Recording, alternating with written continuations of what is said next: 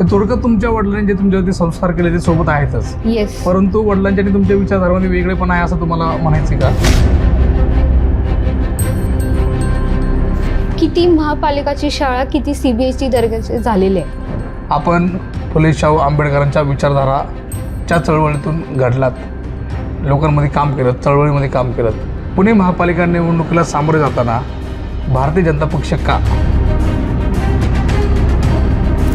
आम्ही हा बर्माशाल वस्तीतून आलो.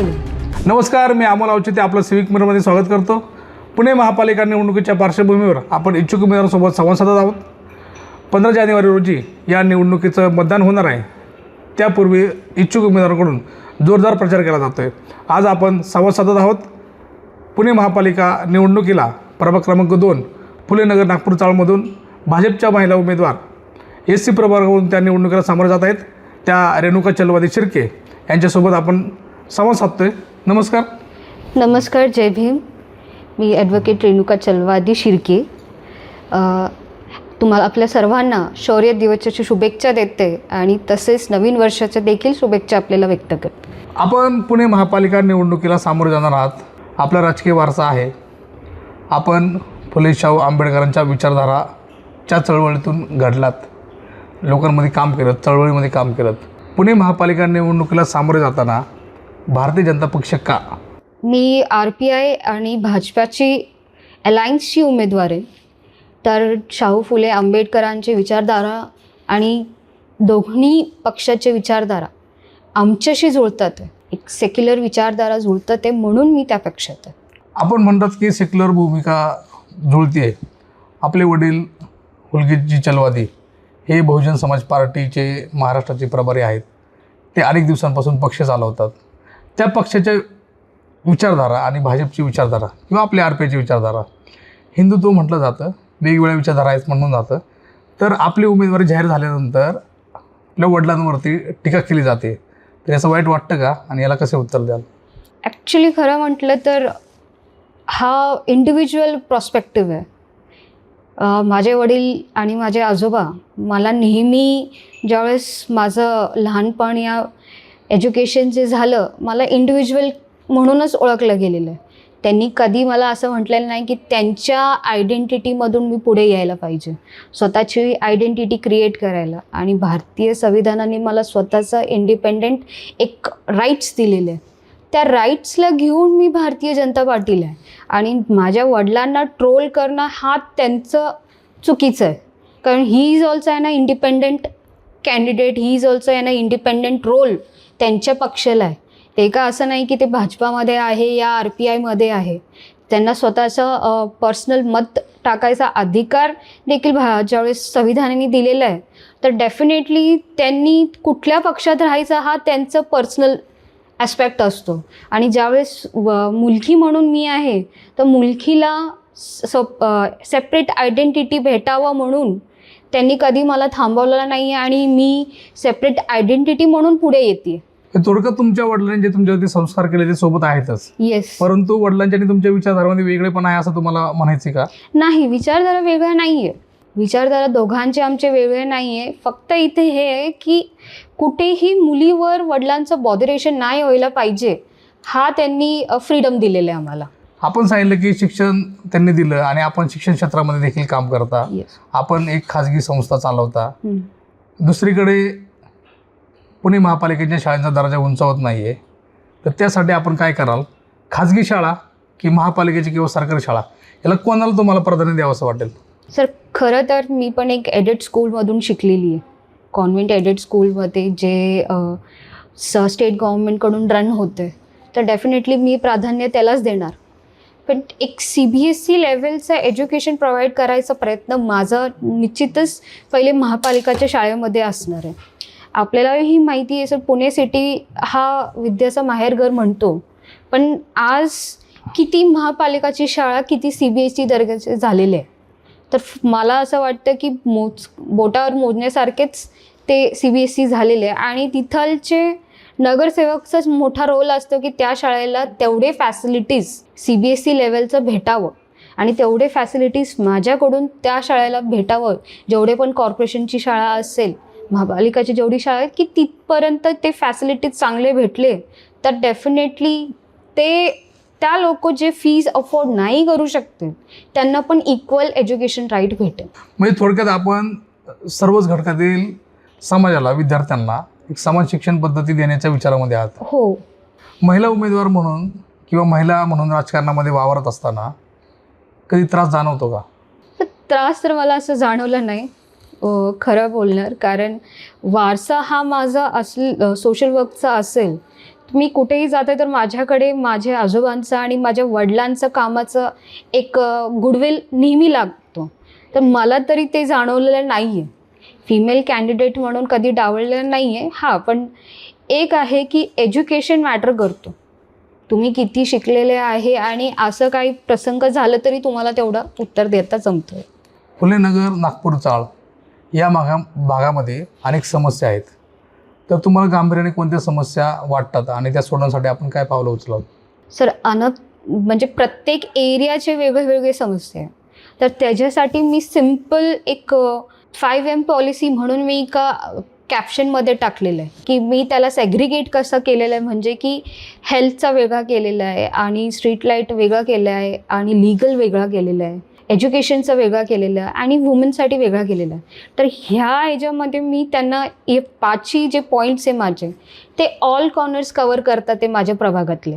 तर जसं मी आपल्याला म्हणायचं आहे की मी माझे 5M पॉलिसीमध्ये मोहल्ला पाठशाळा केलं. तर त्याच्यामध्ये आपण मला विचारलं की महापालिकाची शाळा कसं करणार, तर त्यांना CBSE लेवलचं जे दर्जा भेटायला पाहिजे त्या लेवलचं मीही करणार. तसे आता पुण्यामध्ये आपण बघतो विद्याचं माहेरघर म्हटल्यानंतर MPSC, UPSC या JEE, नीट ह्या CETसाठी बरेच विद्यार्थी इथे ट्युशन्स घेतात. पण पालक असे असतात की ते अफोर्ड करू नाही शकत. तर त्यांच्यासाठी आम्ही काय केलं आहे की त्या वस्तीमध्ये असो या त्या परिसरामध्ये आम्ही free of cost tuition provide करणार. हे आमच्या शाळेकडून असणार आहे आणि हे मी पहिल्यापासून करत आलेली आहे. अजूनही मी हे पुढे कंटिन्यू करणं, मॅसिव्ह लेवलला करायचं मला. आपण काही 150-200 विद्यार्थ्यांना काय मोफत शिक्षण देतात, हो. नेमकं काय ती काय संकल्पना काय? संकल्पना अशी आहे की माझ्या आजोबांचं असं होतं की ते स्वतः शिकलेले नव्हते माझे आजोबा, पण आज पुणे सिटीचे ते मोठे कॉन्ट्रॅक्टर म्हणून ओळखले गेलेले. तर त्यांची इच्छा अशी होती की आम्ही हा बर्माशाल वस्तीतून आलेलो, त्यानंतर आम्ही एवढे मोठे झाले तर सगळ्या वस्तीच्या मुलांना शिक्षण भेटायला पाहिजे. तर त्याच्यासाठी आता महापालिकेची शाळा 7वीपर्यंत असते बरेच, पण 8वी 9वी 10वीसाठी कुठे जाणार. तर त्या मुलांसाठी आम्ही फ्री ऑफ एज्युकेशन म्हणून चालवतोय, जे विश्वभारती विद्यालयाच्या नावाने. आपण उल्लेख केला की वस्तीमधून आलात, बर्मासेल वस्तीमधून आलात. आपला हा प्रभाग वस्त्यांचा, मध्यमवर्गीयांचा आणि उच्च सोसायटी लोकांचा आहे. तर ह्या जो वस्ती म्हणजे झोपडपट्टी परिसर आपण त्याला म्हटलं जातं, तर ह्या भागातील वंचित लोकांसाठी आपण कशा प्रकारे काम करणार आहात? सर, पहिले तर जेवढे वंचित असेल या SC, ST, OBC, मी आपल्याला पहिलं सांगितलं की आम्ही सेक्युलर विचारधाराचे.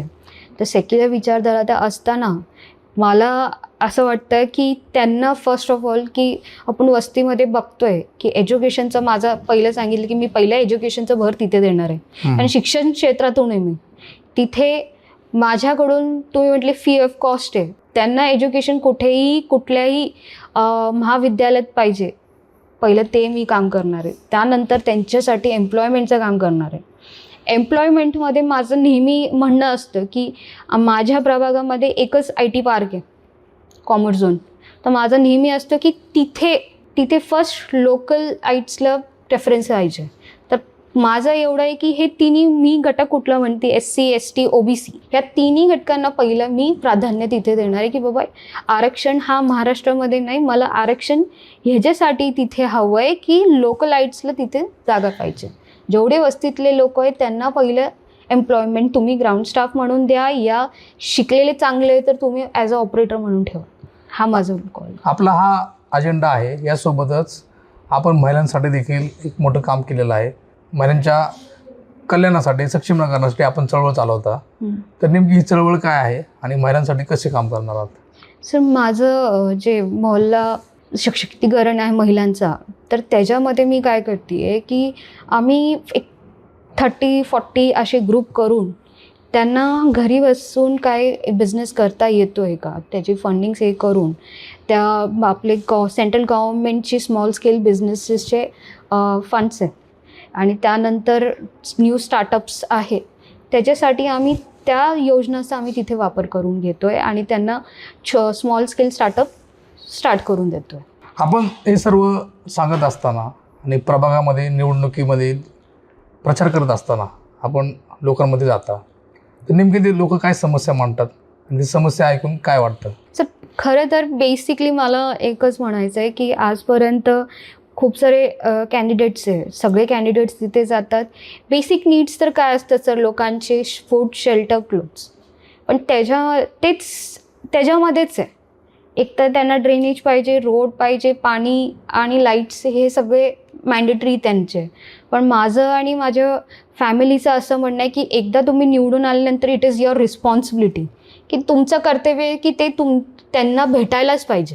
तर माझा पण हाच अजेंडा आहे की त्यांनी मला ह्याच्यासाठी कधीही बोललं नाही पाहिजे की बाबा आम्हाला पाणी नाही आलेलं आहे, लाईट नाही आहे, या ड्रेनेज नाही झालेलं आहे, या रोड नाही झालेला आहे, ह्या हेल्थमध्ये काय त्यांना.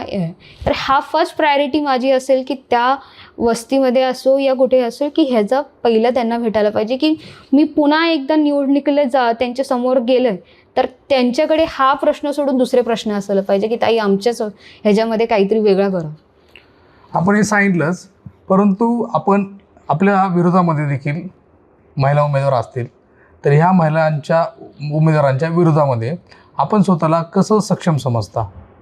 सर हा मला दुसरे महिलांचं मला ॲक्च्युली मी त्यांना ॲज अ कॉम्पिटिटर मी बोलत नाही. मी त्यांना नेहमी म्हणते तुम्ही आणि मी एक फ्रेंडली लढाई देतो आहे.